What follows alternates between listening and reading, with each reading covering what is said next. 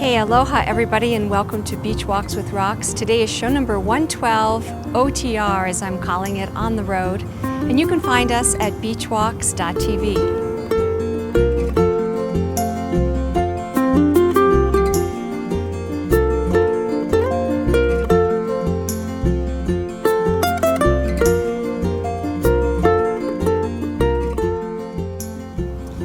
The sun is just setting, which is very beautiful. I'm here in Santa Fe, New Mexico, and this is a famous place for artists who come here because the quality of the light is so amazing.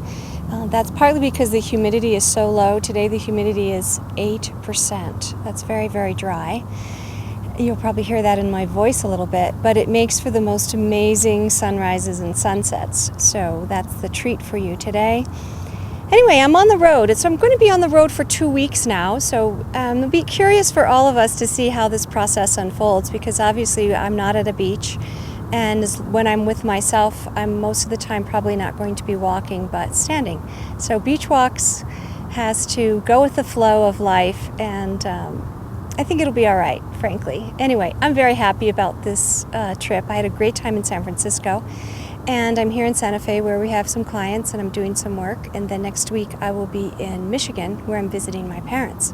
So it's summer, and when it's summer, I don't mind traveling because I don't have to carry tons of winter clothes. So all that's very, very good. What I was thinking about earlier today was one of my favorite concepts. And I actually learned that here in Santa Fe. There's a place called the Santa Fe Institute, which is this think tank for primarily I want to say mathematicians. I may not be exactly right, but they have community lectures, and one of the lectures that I remember really well was a mathematician / social scientist, and he's been studying the progress of social culture, social communities across the ages since about the year zero.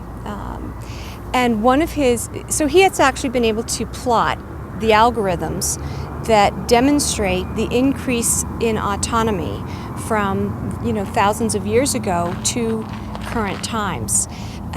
So in his talk that he gave, he demonstrated the formulas around the time of the Renaissance and how it was virtually predictable, had anyone known this math at that time, that for people to begin breaking out of the feudal system and the development of commerce, where people could actually buy and sell services and goods rather than having to be captive on the farm or the land, being just a slave to the landowner.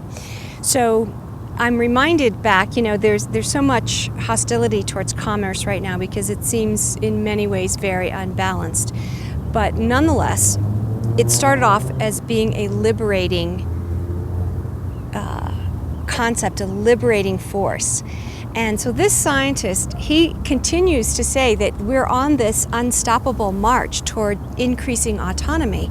Clearly the internet is playing a huge part in that march, in giving us the ability to communicate with each other, to produce our own news and entertainment like I was talking about yesterday, and also to really just know what's going on with the world and to be able to stimulate change and influence world opinions in the nick of time. And so in thinking about all of the consternation about network neutrality, which I agree with. I mean, I did a show number 71, I think, Save the Internet show, and I really believe in calling our congresspeople and communicating what we want to have happen. But at the same time, when I step back just one step, I remember this math. And it's what we all know if we take a moment to catch our breath, in that once the box is open and freedom has been let out, you can't put it back in. And so regardless, in a way, of what the laws are going to be, I really believe that we're going to continue moving forward in a positive direction, that those of us who want more freedom and want an open, unhindered internet will be able to achieve. So whether it's, as Eric Rice was telling me yesterday, a geek will come up with a way to to get an end run around the laws, which has been happening a lot, or whether it's that critical mass of people, if in fact we really do lose the internet as we know of it for a short or temporary time period, we're all too engaged and we're all too active to really stand for that. You know, back in the 60s, there weren't even fax machines when people were trying to organize to protest the Vietnam War.